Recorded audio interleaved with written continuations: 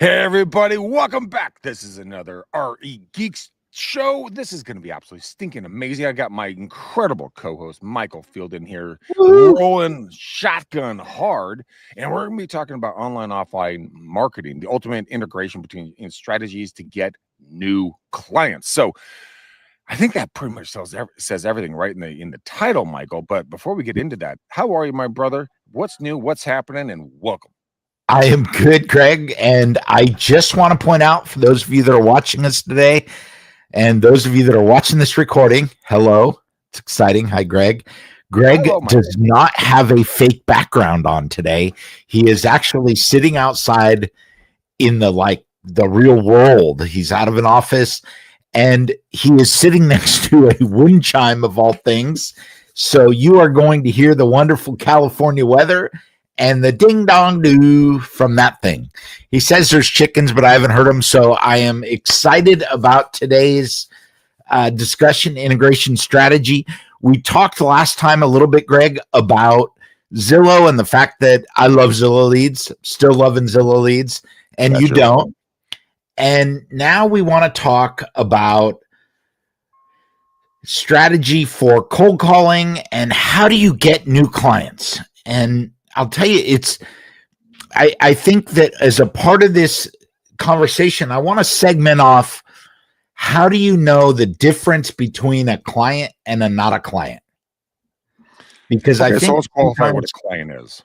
Well, so sometimes for me, it's like I get talking to somebody and maybe they're interested, maybe they're like, they want to go look at houses, but they don't ever go to the next step.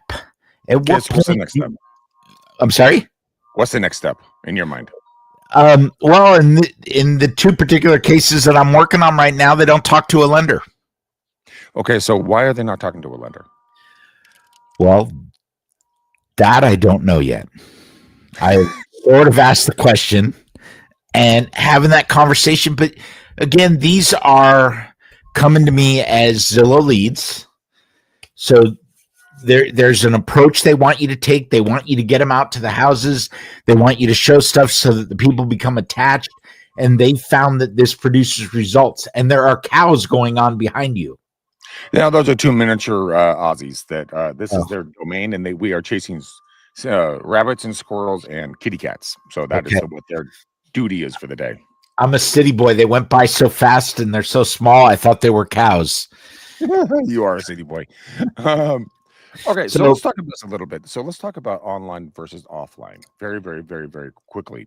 So, Michael, I want you to give me 3 things both on online and then 3 things offline that would be something that you would do realistically, that you would do to create new clientele both now and in the future. So would you start online or would you start offline? Where would you start? Well, of course I'd start on mine. I don't like to go outside. I feel like I was doing a lot because I pulled the curtain around the other day so the dogs could see out the window. No. Okay, so you're online. Most human beings. You want to be online. You want to be a little bit like anonymous, but yet still want to get the clientele and then show what you can do and then bring them into the fold. Right? Yes. So I do a few things. I did write a book about AI. I'm writing my second book right now about AI for real estate, and it's going to be about how the consumer can take advantage of AI, both to find their real home, the home they want to be in and live in, as well as looking at investment properties and the tools that are coming out. I mean, the problem that I have right now, Greg, is the stuff is going so fast. I write a chapter and then I'm like, got to go back and rewrite that. So number one thing that I'm doing is trying to create value in other places. So I'm doing that from books. I'm doing that from blog articles. I'm doing that from participating in podcasts with other people. And I am just straight up marketing myself that way. Number 2, online, social media. Boom, boom, boom. LinkedIn, Facebook. I'm not real big on Instagram, but I am playing with some new tools that may make Instagram my new favorite. And we might have a discussion about that when I can make it work. My big one is really LinkedIn. That's where I get the most traction because I'm able to constantly bring up content without having to be too personal which goes against my nature. The number 3 thing that I have started doing, and this has been a real struggle for me, is I've been recruiting my sphere of influence to find me clients. I've been asking them, do they know anybody that wants to buy or sell a home? And this is something that's different than what I've always done in the past, because I've always thought to only one layer deep, right? And now I'm starting to get to the point where my sphere is, people that are looking at investment real estate, and I'm asking for that business in ways that I haven't done before. Okay, so what I'm understanding here is that you're basically, overall what you're doing is you're going out and making relationships or reestablishing relationships with people that you know in your area. That's going to be the online side. So you have the online side to recreate those relationships. So offline, how do you take that? Let's say you do a post or a reel or a story or something like that. What in your thought pattern? How would you go offline to online to offline, so you can go get them to a cup of coffee or a bagel or a breakfast or a lunch or a cup of coffee or a drink or something? So you're going to love this one, Greg. The first thing that I have done in an offline kind of approach is I have hired a cold caller. And I say hired, but I've really started a strategic relationship where we're sharing some business in the market that matters to me. That cold calling is something that I don't know how to do. And so I am going to learn as they go through this, and I am going to gain work from that. I also have started hanging out at Phil's Coffee because they like me down there and they give me free coffee. So if you guys don't know what Phil's Coffee is, it's like take like Starbucks as like the bottom rung of potency. Then you go to Pete's Coffee, middle rung. Phil's is at the top. It will burn your heart away because it's so freaking potent. But so Michael likes it, so he's at Phil's. Okay, rock and roll. Wait, is it bad for you? Oh, dude, I threw up the first and only time I ever drank there. I'm like, I can't take this stuff. Okay, well, I have learned a few things. I do drink decaf, and I drink this thing with milk and mint, and they mull the mint into the bottom of the cup. So I almost feel like it's booze, and I can get it at 7 a.m. So it's mint, milk, and decaf coffee, and it's not so bad.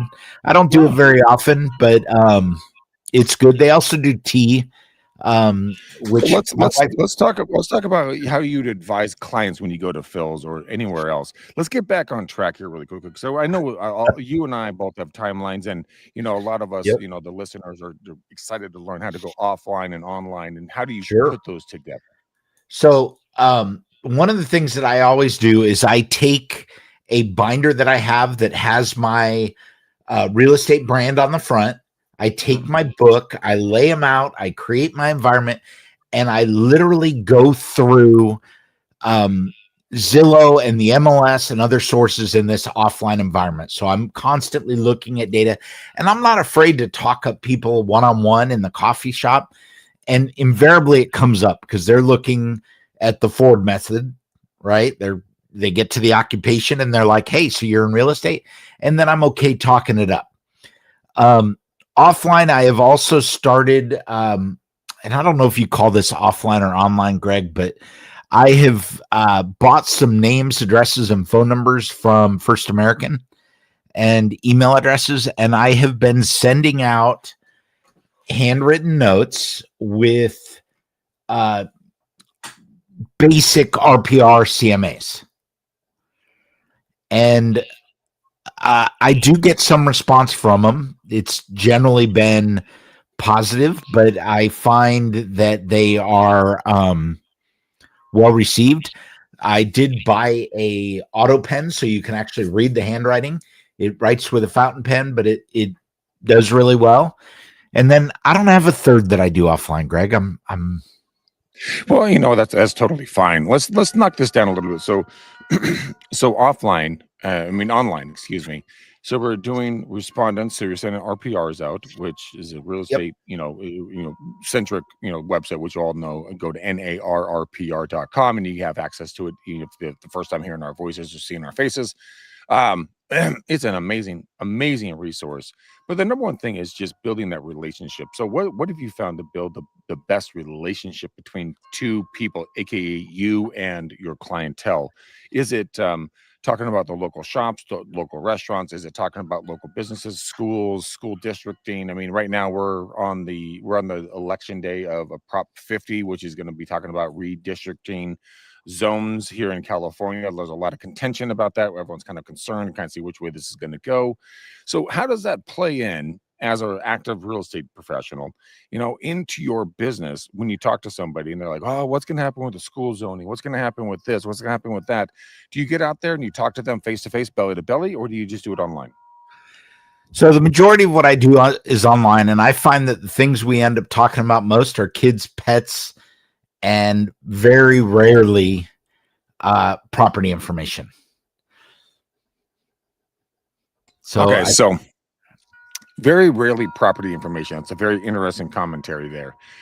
What do you think it's only about kind of kids and the pets and the dog parks and the local baseball fields, soccer fields, like what's the school ratings and stuff like that? Why are people not talking about more intimate details in regards to where they're going to be potentially living? So I probably don't. Well, I definitely don't know the right questions to ask. I know how to have the conversation once I'm engaged, but building that engagement is a struggle for me as a real estate agent to. So let's play it out. Convert. Okay, let's play it out. Okay. So do you want me to be the agent or do you want to be the agent? Oh, why don't we let the real agent be the agent and I'll be the consumer? Oh, damn. Okay. Because I know you're the king at doing this, and I'm terrible at role play. So, no, you're fine. Never say that out loud. Words have power. Yep. Okay. So here we go. I'm gonna call you. Ring, ring. I don't recognize the number. I'm probably not going to answer. Just pick it up. Hello, this is Michael. Michael, Greg, you're your favorite real estate agent. How are you, brother? Good. Greg, didn't know I had a favorite. Hey, today you do, man. Today ends in a Y. This is my day, bro. Hey, I was talking with you and your wife. By the way, your kids are adorable. When we all got to meet up and go get coffee, I wanted to just quickly clarify a few things. When it comes to the location for your next purchase, what's more important? I have three different options here that I'm kind of pondering.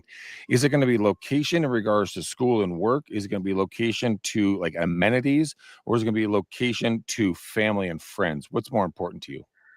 So, Greg, when we had this conversation the other day, we're probably not looking to move quite yet. We're a few years from retirement, and my kids are now both at college, so I'm okay there. I think our next move is probably going to be surrounding retirement. How are we going to wrap this up? Because I'm old. You know what? I hear you, man. You don't look a day over 95. So you're looking good, brother. Here's the thing. When it comes to retirement and everything else, what kind of time frame are you looking at? 2 years. 2 years. What's important about 2 years for you? Out of 2 years. Pure curiosity. I'm trying to look younger, so I flip my hat around, but I realize we're on the phone, so it doesn't matter. So 2 years for me is my wife will have been teaching for 35 years, and that just kind of rounds things out for us. Okay, so 35 years, her teaching. And her teaching ends, and the kids will both be out of college, at least the first 4 years. So my plan here, and you're going to love this one, my plan is to move where they can't find us. Welcome to parenting. Yeah. Exactly. So if I could drop a bag of cash in your pocket right now, Ooh, bag of and cash. you could pick any number to sell your home, and then we can help you find the next home where your kids can't find you. What would that number look like, and where would you ultimately want to be?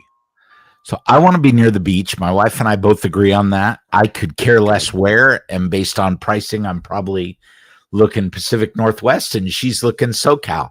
I think we're going to meet somewhere in the middle. We may end up in Pacifica. We may end up in, Monterey or, Marina or something down there. We just know we want to be near the ocean. Okay, so we established ocean. Now we have to establish, time frames. Would it offend you if we found the most perfect house for you, and after you talk to a lender and we figure out exactly that sweet point for the pricing, that you'd be willing to step forward and maybe put a renter in there for a little bit while you guys kind of get squared away on your side for the next 24 months?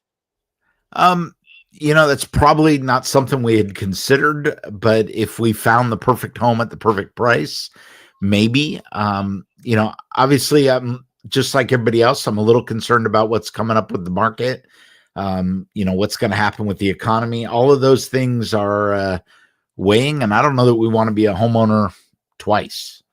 I completely respect that. I just wanted to ask the question in case something came up, because I have my team out there hunting for you like a hound dog hunting down a squirrel, right? Always chasing after what they love to find. So let's do this. Are you free today or tomorrow to sit down for a cup of coffee? Because I know you love some good strong coffee. You want to sit down and kind of go over some of the numbers and kind of see what's out there?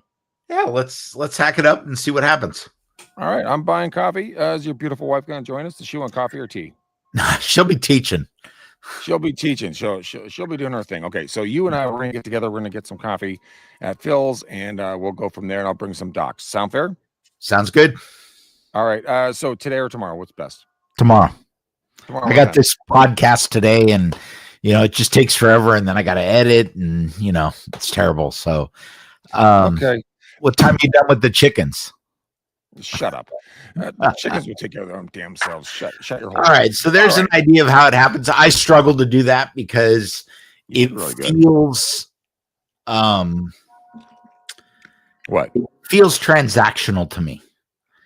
Right. But you have to build a base of relationship at some point. Then you get into the whole scripting thing when you get into with somebody at a coffee meeting. Go through the Ford script, family, occupation, recreation, and dreams. That in itself will take care of all the kind of squeamish things in regards to, like, I feel uncomfortable or weird, because you actually ask questions about them and they love to talk about themselves.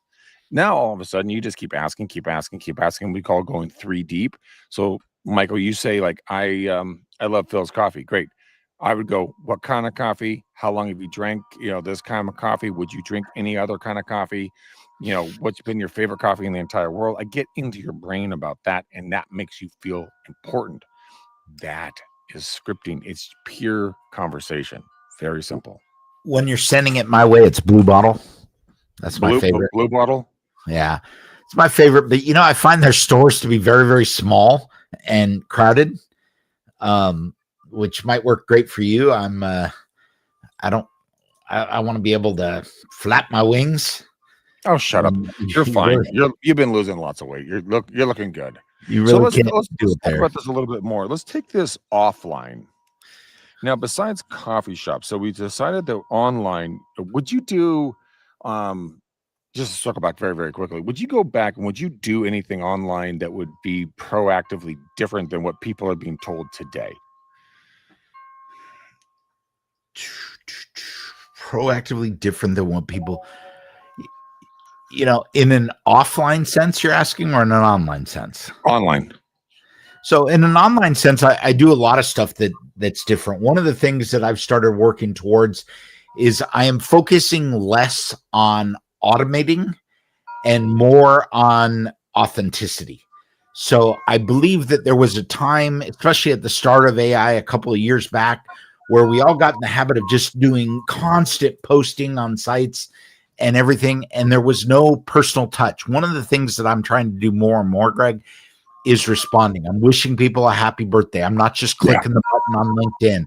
I'm reaching out if I know their anniversary. And the secret for this, for me, is when I see your birthday pop up in my Facebook, I add it to my regular calendar. Yeah, me too. So next year, I know. And I don't always do it because sometimes you get it on your phone and it's like, I'm at 4,000, connections on LinkedIn. It becomes overwhelming. But what I feel like I've started to do is also strategize. I realize that my investment of time is going into the people that are most likely to bring me rewards, either personal or professional. They're bringing value to my life. And that sometimes means that if I have 10 people that I have to wish happy birthday to, I am skipping 5 of them that are realtors that I only talk to when I have a transaction. All right. So that begs the question, why are you skipping the realtors? I'm balancing the time. You know, Facebook just like you just click a button and it sends different messages to different people. To me, that's not authentic because everybody's clicking the same thing. I feel like I get the most recognition when I expand on something other than just the happy birthday. Boom. Okay, so what you're saying is that you want to stand out, right? I want to stand out. I don't want to just check the boxes. Okay, so why don't let's step offline really quickly. How would you want to stand out offline if you were to send, let's say 10, well, this is now 10 people a happy birthday today, right? Online. How would you stand out to go say hi to them? And he's getting something from his cabinet as we speak. So we're gonna get a interesting surprise here. How would you stand out? Would you go by and give them a gift card to get a free muffin or a cookie or a donut or a cup of coffee? Or so what are you holding up? Craig, it starts with this, baby. Amazon is your friend. And let me tell you that on Amazon for, I think I spent $100 total and I got a bunch. I got what? Birthday cards, baby. Today's your birthday and happy birthday and happy birthday. Comes with envelopes and stickers and everything you need but stamps and addresses. And I spend time, I throw these on the auto pen so the envelope is handwritten. The card is handwritten. You can't read my writing, so I know it's cheating, but it's only half cheating. Mike, and I will do 20 of these at a time for everybody that I have addresses for, even if their birthday is later in the month. And then I put them in my calendar. Okay, this is what I'm going to do today. This is what I'm going to do tomorrow. And I think I bought 300 of these and here's the little stickers. Nice. And they were cheap. Okay, I got like 300 for less than $100. And there are, I want to say 20 designs in the box. So you get 5 of each card. So you do have to remember, but I get recognition because nobody sends birthday cards anymore. Nobody sends Christmas cards, that are handwritten and hand done. And it's just about forming that touch with people. And a lot of times I get a call that says, hey, thanks for remembering my birthday. How have you been? Yeah. And shit, then it's easy. Now I'm just on the, oh, I've been great. What are you doing now? Oh, I'm selling real estate. Those things come quickly. They do, but how do you respond to folks? And I have the reason why I'm asking this is there's a detailed answer here. So when someone says, oh, what are you doing? You're like, I sell real estate. Do they recoil or do they lean forward? Well, they're usually on the phone. But you can hear the tonality shift. Yeah, I think it's fairly neutral. Okay. Do they ask you like, so how's the market? Or do they like, oh, that's great. Okay, let's talk about my new stocks I got from Costco. Sometimes I get how the market is, and those people, you'd be impressed. I actually ask them if they want to go catch up, and I bring down information about their market. I know their address. So, I can figure out sometimes they're renters. Right. And I, hey, you're living in a $4 million house. You ready to buy one? And they're like, yes, I'd love to buy one. All I have to do is afford it. I'm like, great, fantastic. Let's go talk to a lender. Let's get this whole ball rolling.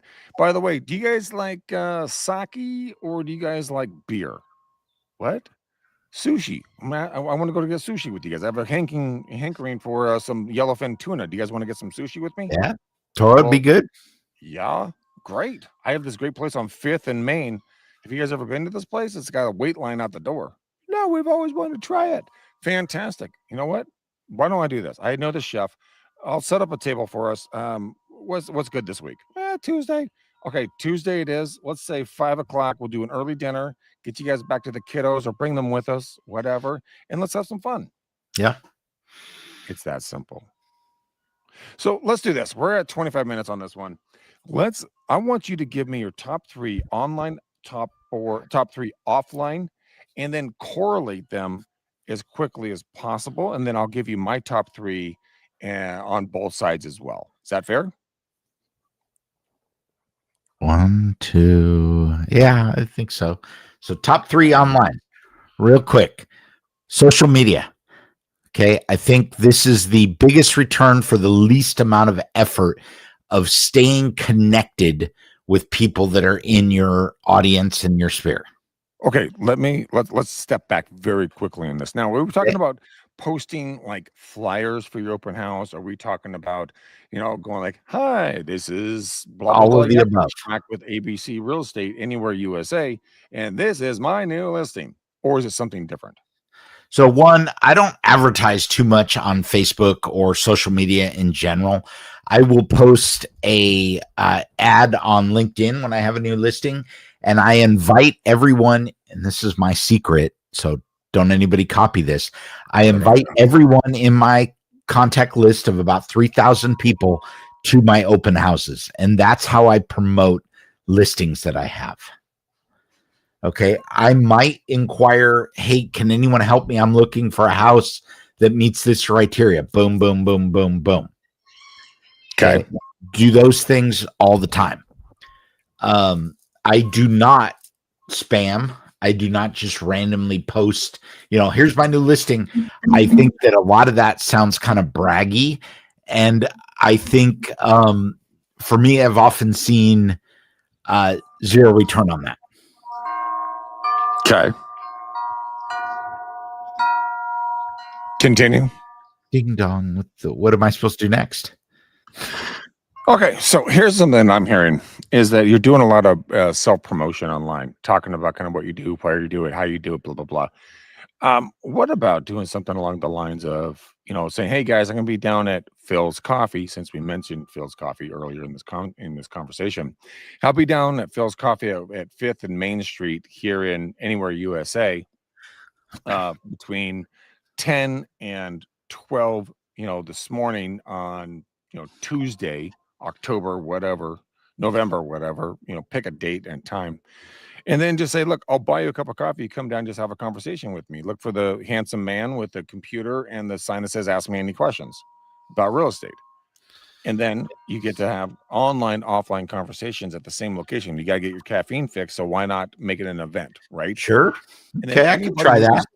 Anybody who responds to that or makes a comment on that, then you make a comment back onto their social media. Sure. If they have a reel or a story or something like that, you watch that, you comment it, you give it a thumbs up, you give it an emoji, blah, blah, blah. That gets you in their algorithm, which gets them in your algorithm. So now everybody's seeing each other more often. Then you can put a group together, go grab a tuna salad, sandwich, or go get a steak, or go get some seafood, right? You can create events online and then take them offline and really build that interconnection. Because when, let's say you have 3 other people plus you at a lunch and you guys are eating some great seafood or some fried chicken or something tasty, right? And everyone goes to the bathroom because they've been drinking a lot of water, blah, blah, blah. And you have 1 second to have a conversation with somebody on an intimate level going like, "Bro, how are you really doing, man? Like, what's going on? Like, are you thinking about buying, selling? How can I assist you? What value can I bring to your life?" Sure. And they open up for half a second. Then you get, the follow-up opportunity for a one-on-one.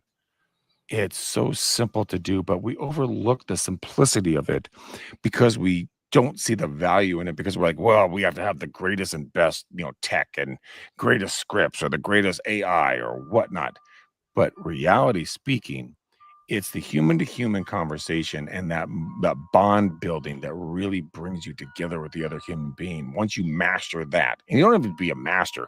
I mean, shoot, all of us guys, I mean, we screwed up so many times. We tripped over our toes trying to talk to a pretty girl. The girls were so nice to us. They actually let us take them on a date. Then we went on a second date and then a third date. And then things maybe, spiraled forward in a good way. And you got engaged and got married. And you got kids and you had a relationship. You can depend on somebody. That is a relationship. Yeah. Build a relationship. Then your business will flow to you. I'll try. You're going to do great. All right, Michael, give us your takeaway for this show. Let these folks get on their way. I know they are very busy. Okay, my takeaway for this show is that AI is not the answer to every single thing out there as much as I would like it to be, and that I personally need to get out and make more one-on-one connections with people that form stronger and tighter relationships offline as opposed to just focusing about online. Okay, so we're going to focus on offline, not online. Perfect. There we go. Well, Michael, I'm very thankful you asked me this. What are my 3 takeaways? You have 3? That's what she said. All jokes aside, and that's an inside joke between me and myself. That is an inside joke. I would say this. Number 1, turn your phone off while you're doing the podcast. I did. My phone doesn't 1, like me. Number 1 would be this. Number 1 would be consistently and persistently curious about the other person that you're having a conversation with. Not about you. Nobody cares about you. Care about the other person. That's number 1. Number 2, don't stop when someone says no. Take that as an opportunity for a potential yes, and keep moving forward in the best, most ethical possible way you possibly can. Number 3, purely enjoy this process, because if you don't enjoy this process, then you're ultimately going to fail, because you're going to get burned out. You're going to get tired. You're going to give every excuse on God's green earth to not do these connections, when in reality, you have 365 days out of the year. So in reality, you have about 280 days of actual working time based upon weekends and holidays. So you have 280 opportunities to make a connection. If you make a connection with 5% or 1% of those people, your book of business will grow exponentially. Now, it's not going to happen next month, but it will happen over time if you consistently do this. Now, there are going to be days that really suck, and you don't want to go out there. You don't want to say hello, and you don't want to put the suit on or that dress on. You don't want to do your makeup. You don't want to put gel in your hair. You don't want to do everything you should do. But here's the thing. Winners always show up. Even when you're sick, when you're tired, when you're not feeling like up to it, you're mentally depressed, whatever. Get out there and have a good conversation. Bring joy to somebody else. The one saying I have, and this is where I'll leave it, Michael, and then you can take us home on this, is that this actually rang home for me pretty clearly about 2 weeks ago. It says, like, when you're not getting what you're asking for from the universe, maybe you are the answer the universe is giving to other people, because you bring value to their lives. And I sat there and I thought about that. I'm like, huh, there might be something there on that comment. So don't be discouraged, ladies and gentlemen. Stay true, stay strong, keep charging, never stop, because you never know what impact you're going to bring to somebody's life purely by showing up. So, Michael, on that note, take us home, baby cakes. Let's make this thing rock and roll. Hey, everybody, just want to say thanks for joining us. Thanks for watching this live. We are on YouTube. Like us. We are on Facebook. We are on LinkedIn. Anywhere you need to find us, please be sure to like and subscribe, and we will be back here for you soon. Greg, thanks again for a great show. I do appreciate it. Hey, you know what, Michael? With you, brother, it's always a blast. Until next time, babies and gentlemen. What the heck am I talking about? Ladies and gentlemen. Freudian slips on live shows. Ladies and gentlemen, have a blessed, powerful day. Until then, boom, peace. We love you. I'll see you soon. See you soon.